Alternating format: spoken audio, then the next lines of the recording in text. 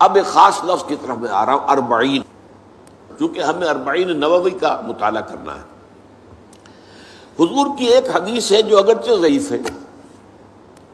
جس کے ضعیف ہونے پر سب کا اجماع ہے، حالانکہ نوٹ کیجئے اس حدیث کے راویوں میں صحابہ کے نام آتے ہیں، حضرت علی، حضرت عبداللہ ابن مسعود، حضرت معاذ بن جبل، حضرت عبداللہ ابن عمر، حضرت ابو الدرداء، حضرت عبداللہ ابن عباس، حضرت انس ابن مالک، حضرت ابو ہریرہ، حضرت ابو سعید خدری رضی اللہ تعالی عنہم اجمعین۔ اتنے صحابہ سے شروع ہوئی، لیکن آگے لنک ٹوٹ رہے ہیں،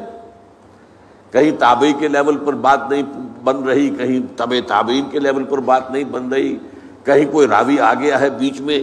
کہ جو قابل اعتماد نہیں ہے، جس کی سیرت و کردار یا جس کے بارے میں شک ہے کہ اس کا حافظہ ٹھیک نہیں رہا تھا، تو یہ کہیں آ گیا، رکھنا پڑ گیا، لہذا وہ ضعیف تو رہے گی۔ لیکن اتنے صحابہ سے روایت ہوئی ہے تو اس کے اوپر پھر بہت توجہ دی ہے علماء کرام نے۔ 50 سے زیادہ کتابیں، اب وہ حدیث کیا ہے وہ میں پہلے آپ کو سنا دوں۔ حدیث کا متن اب بتا رہا ہوں میں آپ کو۔ من حفظ علی امتی 40 حدیثا من امر دینہا بعثہ اللہ یوم القیامت من زمرۃ الفقہاء والعلماء۔ حدیث کا ایک مجموعہ ہے کنز العمال، اس میں ضعیف احادیث بھی ہے، صحیح احادیث بھی ہے، کنز العمال، اس میں یہ حدیث موجود ہے۔ اور جیسا کہ میں نے کہا صحابہ میں سے اتنے صحابہ کے نام میں نے آپ کو لے دیے، یہ سب کے سب فقہاء صحابہ میں سے، بہت چوٹی کے صحابہ میں سے۔ لیکن یہ ہے کہ وہ اس کی روایت، جیسا کہ میں نے عرض کیا، سارا دار و مدار روایت پر ہے،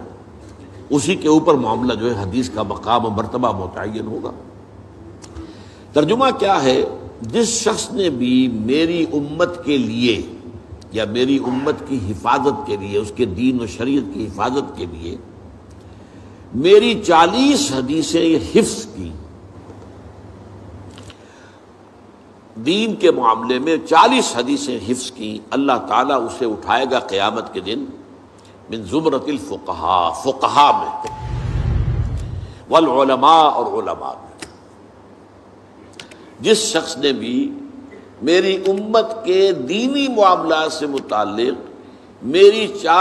40 حدیثوں کو حفظ کر لیا۔ اب میں لفظ حفظ کیوں کا تم بول رہا ہوں، یاد کرنا میں نہیں کہہ رہا، اس کی وجہ ہے حفظ کر لیا، اس سے اللہ تعالیٰ قیامت کے دن اٹھائے گا فقہاء کے گروہ میں اور علماء کے گروہ میں۔ ایک روایت میں آیا ہے بعثہ اللہ فقیہا عالما، اللہ اسے اٹھائے گا اس حیثیت میں کہ وہ فقیہ اور عالم شمار ہو۔ حضرت ابو الدرداء کی روایت میں ہے وَكُنْتَ لَهُ يَوْمَ الْقِيَامَةِ شَافِعًا وَشَهِيدًا، حضور فرما رہے ہیں اس شخص کے لیے میں قیامت کے دن سفارش کرنے والا بھی ہوں گا اور شفاعت کرنے والا بھی ہوں گا اور گواہی دینے والا بھی ہوں گا اس کے حق میں۔ حضرت ابن مسعود کی روایت میں ہے اس سے کہا جائے گا قیل لہ ادخل من ای ابواب الجنت شئت، تم جنت کے جن دروازوں میں سے جس دروازے میں چاہو داخل ہو جاؤ۔ اور فی روایت ابن عمر، حضرت عبداللہ ابن عمر رضی اللہ تعالی عنہما کی روایت میں ہے کتب فی زمرۃ العلماء وحشر فی زمرۃ الشہداء، اس شخص کا نام لکھ لیا جائے گا علماء کی فہرست میں، اور وہ قیامت کے دن اٹھایا جائے گا، میدان حشر میں لایا جائے گا شہداء کے ساتھ۔ یہ میں نے حدیث کا آپ کو متن جو ہے، ایک تو بہت جو مشہور متن ہے پہلے وہ سنایا ہے، اور پھر مختلف راوی صحابہ کی طرف سے جو روایت ہو کر آئی ہے تو اس میں تھوڑا تھوڑا جو فرق آیا ہے وہ میں نے سنا دیا۔